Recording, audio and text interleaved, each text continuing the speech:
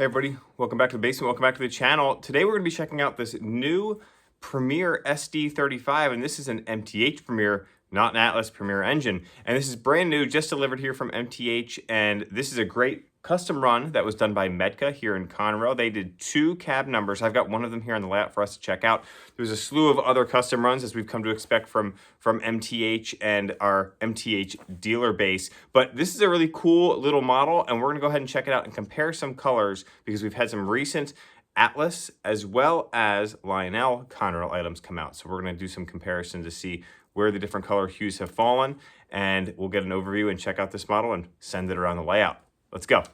So here it is in all of its glory, the SD35. And, you know, we knew that MTH sold a bunch of their toolings off to Atlas. We weren't really sure exactly which ones they had, which ones Lionel had, and which ones MTH decided to keep. Well, obviously we know that the SD35 was a version and a tooling that they decided to keep. Now this is a really cool model. It was announced in 2022, and I think they wanted it delivered in 2023, but it only arrived in June of 2024. And I'm filming this here in July of 2024. It's a great little model, and again, like I said, this is a custom run that was done by METCA, and we're going to go over those other custom runs a little bit more later on. A little bit about the prototype. The SD35 was produced by General Motors Electromotive Division, or EMD, in the mid-1960s, between 64 and 66. About 350 of them were produced, and they did pump out about 2,500 horsepower. A lot of these were found on eastern railroads, with the Southern Pacific being one over there on the west coast that did purchase these. They did offer a high hood version, and we don't have any of those high hood variations from MTH for this latest release. I do believe MTH did these back in 2012, and I think in 2020 they also actually did them, and I believe there was a high hood version that was produced then. I think they did a PRR version around then as well. Now, this one here is obviously in Conrail Blue, and we've had a number of other Conrail Blue engines come out recently. So let me go over, I'm gonna pull over my Lionel SD50, which was just recently released, so we can see some of the differences in the colors. Here we have it. So on the left-hand side here, 6023, that is going to be the MTH SD35. And in the back is 6709, which is the Lionel SD50. So the SD35 has definitely got a lighter blue on it. I'd say this is probably closer to the blue of the Brady's custom run that they did, which I believe was the SD45. The SD45 was definitely a lighter blue than the SD50 came out from Lionel.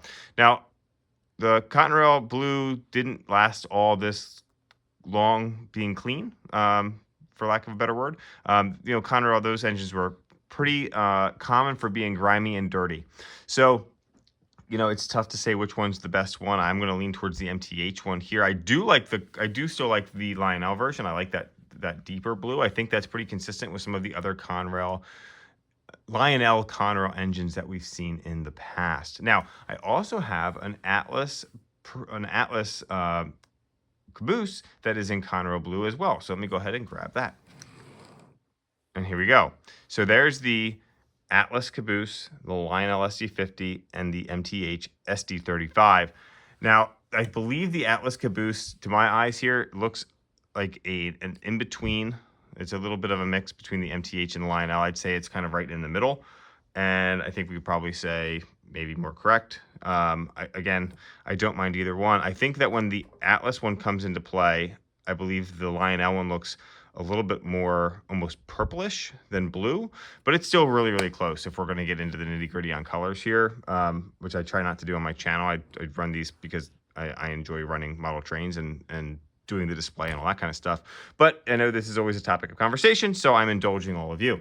So 3 different model companies. I believe those are 3 different colors, and so you can pick which one's best for you. I also have the third rail GP9 version. Now that one I have weathered, so we're not gonna be able to pull that up and look at it, but we can pull up an image of it here.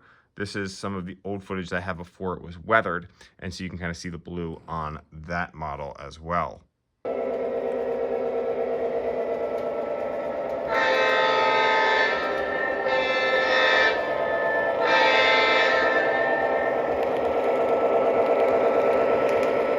So like I said, this is a Premier model, so it's going to be scale proportions. It's a little bit off from total perfect 148 scale from the original prototype, but it's still pretty close. Now, this model can be run with DCS if you have the DCS remote or the DCS Wi-Fi app. It can also be switched from 2-rail to 3-rail. Underneath the top, we have a little hatch here that pops off, and that's where you're going to be able to access your controls and whatnot. They're going to be accessed up there. It also makes it easier to fill up the smoke when you remove that top hatch. Now, this is a 17.5-inch model. It can run on 048 curves, or excuse me, 042 curves. It does have three-wheeled trucks there. The center wheel is not flanged, which allows it to easily navigate some of those tighter curves. Now, there were 4 road names offered when MTH made their announcement, each with 2 cab numbers. There was a Chessie, Atlantic Coastline, CSX, and Montana Rail Link.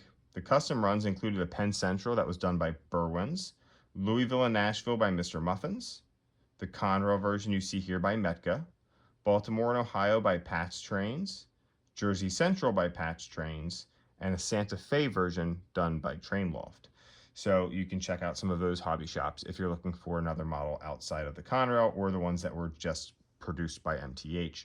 Now, these did MSRP for $579.95. I don't think that's a terrible price for what we're seeing some of these models go for nowadays. MTH has done a pretty nice job trying to keep their prices lower and a little bit more competitive.